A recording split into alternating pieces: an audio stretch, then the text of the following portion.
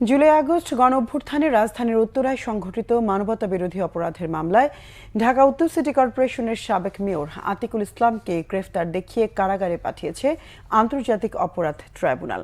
একই অভিযোগে উত্তরা ও গাজীপুরের আরও 5 আওয়ামী লীগ নেতাকেও গ্রেফতার দেখিয়ে কারাগারে পাঠানো হয়েছে। সেই সাথে 9 মার্চের মধ্যে তদন্ত প্রতিবেদন জমা দেবার নির্দেশ দিয়েছে ট্রাইব্যুনাল। আহমেদ সরওয়ারের রিপোর্ট। মানবতাবিরোধী অপরাধের অভিযোগে হাজির করার নির্দেশ অনুসারে সোমবার বেলা 12:30টার দিকে ট্রাইব্যুনালে হাজির করা হয় ঢাকা উত্তর সিটি কর্পোরেশনের সাবেক মেয়র আতিকুল ইসলামকে। এর আগে সকালেই কেরানীগঞ্জ কেন্দ্রীয় কারাগার ও কাশিমপুর কারাগার থেকে 2টি প্রিজন ভ্যানে করে আরও 5 আসামিকে হাজির করা হয় ট্রাইব্যুনালে।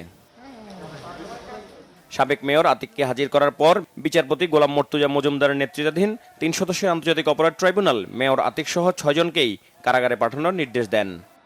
মিসকেস নাম্বার 4/25-এ জনাব আতিকুল ইসলাম, জনাব শাহিনুর মিয়া, জনাব মনোয়ারুল ইসলাম চৌধুরী রবিন, আবদুল্লাহ আল মামুন মণ্ডল, দেলোয়ার হোসেন রুবেল এবং ইঞ্জিনিয়ার বশির উদ্দিন সাহেবকে পিডাব্লিউ মনে অন্য মামলায় তারা জেল হাজতে ছিল, তাদেরকে ট্রাইব্যুনালে হাজির করা হয়েছে এবং তাদেরকে এই মামলায় শোন অ্যারেস্ট দেখিয়ে কারাগারে প্রেরণের নির্দেশ দিয়েছেন ট্রাইব্যুনাল। এই মামলার তদন্ত রিপোর্ট দাখিলের জন্য পরবর্তী দিন ধার্য আছে 9 মার্চ। তবে তদন্তের আগে সুনির্দিষ্ট করে অভিযোগের কথা জানাতে চাননি প্রসিকিউশন। ওনার পার্টিকুলার ইনসিডেন্টে কে কিভাবে কি ভূমিকায় অবতীর্ণ হয়েছেন সেই ধরনের কোনো বক্তব্য আমরা আপনাদেরকে দেব না। এটা ম্যাটার অফ ইনভেস্টিগেশন রিপোর্ট আসবে, তারপরে আমরা যখন ফর্মাল চার্জ দাখিল করব তখন দিব।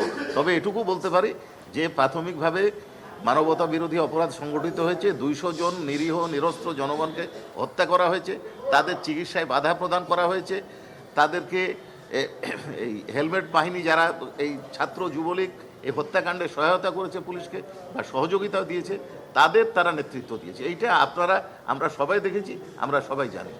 এই আসামিদের মানবতা বিরোধী অপরাধের মামলায় গ্রেপ্তার দেখাতে 11 ফেব্রুয়ারি ট্রাইব্যুনালে আবেদন করে প্রসিকিউশন। আজকে তাদেরকে নিয়ে আসা হয়েছে।